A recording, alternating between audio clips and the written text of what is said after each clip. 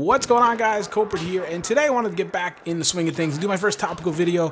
And what is the topic that everybody's talking about? Well, Dragon's Teeth, of course. I go away for a couple weeks. It's kind of a slow news cycle just to start to ramp up. All these strange leaks start coming out about Battlefield 4.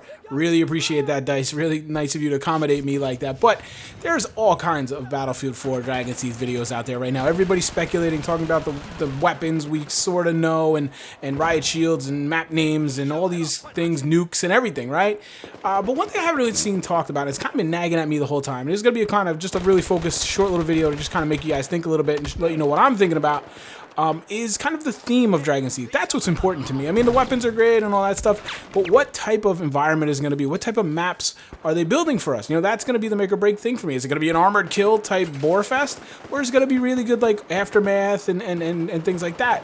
So, you know, we've known the name Dragon's Teeth for a long time, several months now, if not more, and I just always kind of just took it as kind of an Asian heritage, you know, the dragon and things like this, Chinese, and I didn't think much of it. And then until recently, you know, all we really knew about Dragon's Teeth was what it was going to be a second last DLC, and then we got a little bit of a description of the all-out urban warfare in new multiplayer maps taking place in war-torn cities locked down by the Chinese army. A couple of key phrases here: all-out urban warfare, taking place in war-torn cities locked down by the Chinese army. There's three phrases there that stuck out to me. So I, of course, got the vein of the idea of, you know, urban, CQB, infantry. The best thing that comes to mind to me would be the Aftermath DLC, and I think that's pretty smart by DICE. If that is the case, it would seem logical. I think community-wide, the consensus best DLC in Battlefield 3 was the Aftermath DLC. It was for me anyway. I did enjoy, you know, back to the map Karkan, which also has a lot of similarities to this description as well. You would say urban CQB. It does have mixed long sightlines in. You know, it has a balance of everything, but it is pretty much infantry-focused, urban-focused, and just very close combat. I would actually say this is going to be very similar, in my opinion, to the Aftermath DLC. You know, there we had rubble and things broken and all that from the earthquake. This, I think, is going to be more from shelling, artillery, war, and you can see the, you know, kind of the same current of a theme there. But what kind of jumped out at me is as this new cover artwork, if you, I guess that's what it's called, has come out. I'm sure a lot of you have seen it now. It's where you see the riot shield. It's the same DICE theme. I mean, I guess somebody could kind of fabricate this at this point. But one thing that kind of jumped out at me, and I'm pretty going to go with the assumption that this is legit, this is official, this is how these work. You know, about a month before we start getting all these leaks, the weapons and things. One thing that jumped out at me is there's something in those images that not a lot of people are talking about that kind of made me think, and I'm weird like that, right? There are actual dragon's teeth. No, not the dragon, the big lizard. But for those of you who don't know, dragon's teeth is actually a term. It's a term for a military fortification. And I knew this. I don't know why it never kind of lodged with me in my brain. But basically, they're square pyramidal fortifications. Basically reinforced concrete. They kind of was first used in Second World War. The idea of these things is kind of impede the movement of tanks, impede the movement of armor, or better yet, funnel them into kill boxes or into kill zones where they can then be ambushed and killed with anti-armor weaponry. Well, those are in the picture. They're right there. The square pyramidal, is that word? Pyramidal blocks you see in that image. I'm going to overlay an image here for you guys now if you haven't seen it. So we've got Dragon's Teeth, the name. It's not just a play on Chinese heritage and the dragon and all that. It's actually tangible. These are Dragon's Teeth in the image, and they're there for a reason. We see the riot shield. We see some shotgun action there, obviously showing CQB. And then we've got these Dragon's Teeth in the middle of the road, and I thought that was curious, you know, and it kind of got me thinking. Obviously, we know all-out urban warfare, war-torn cities, locked down by the Chinese army, and it gets me thinking that, you know what?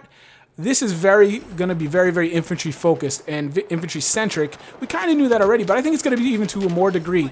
Whereas Aftermath, you could use armor, you could use tanks, but it was very limited routes, and they were in a support role, which I really like. You guys know I applaud that. I think armor and air assets and things should be used as a supplement to the infantry. It should always be focused on infantry. Those things should be a secondary and at work in support. That's my viewpoint, guys. That's not me preaching to you or telling you what web dev should do. That's just my opinion.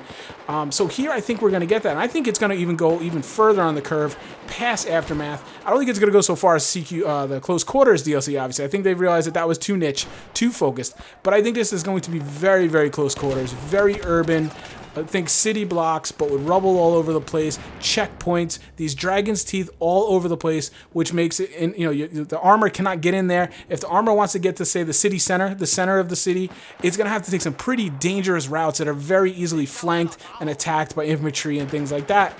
And one other little anecdote that kind of came out, we just saw in, I believe it's a Jack Fragg's video, the little, rover, I think it's called Mars. It's the little robot with treads, and it's got a Gatling gun on it and like a 320 launcher, grenade launcher. That, I've heard that's a pickup weapon on the map, which if that's the case, that's a little bit better. I was afraid it was going to be a gadget or something where they'd be spammed.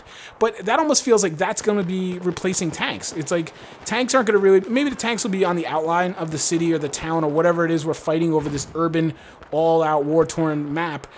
The tanks will kind of operate in the periphery, of course, helicopters and things. But these little gadgets, these little Johnny Fives on steroids are going to be able to get into these tight spots. They're going to be able to get around these dragon's teeth, and they'll almost work as that supporting armor. I don't know. It's just an idea, but only time will tell. But one thing that really sticks out at me is, the dragon's teeth name. The dragon's teeth fortifications, the defensive fortifications that are now in the imagery, as well as the description of all-out urban warfare, war-torn cities locked down by the Chinese army. I think we're going to see a lot of narrow streets. We're going to see a lot of checkpoints. We're going to see a lot of avenues and routes and things that armor and vehicles cannot get in. And this excites me very much as an infantry guy. So let me know what you guys think. Again, everybody's talking about everything else. I haven't seen much mention of these actual dragon's teeth. So let me know what you think.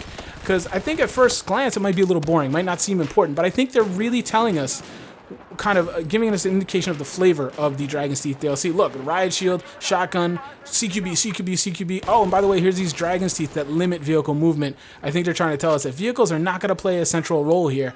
It's going to be all about boots on the ground, gun on gun, and for that, I'm very excited. So let me know what you guys think. Let me know what you're looking forward to with dragon's teeth. There's been a barrage of information coming out. I'm just kind of sifting through it myself. I'm going to have a lot of videos talking about it as well, trying to provide some, addition through analysis and opinion, as you guys know, have come used to with me.